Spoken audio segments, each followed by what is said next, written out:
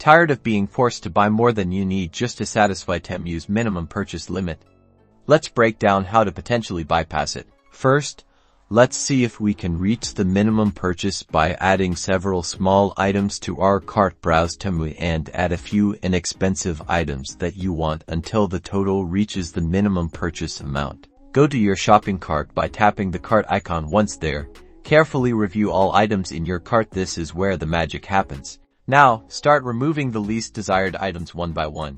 And after removing each item, check if the checkout is still available. Sometimes the minimum purchase limit glitches out, and you can buy the remaining items. Another trick is to check for variations of the product you want. Sometimes, different colors or sizes are considered separate items, and their combined price might meet the minimum, letting you remove the other unwanted product from the cart.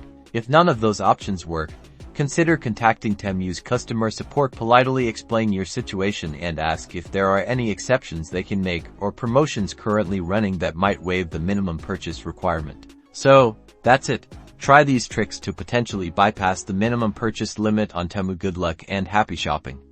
Don't forget to like and subscribe for more Temu tips and tricks.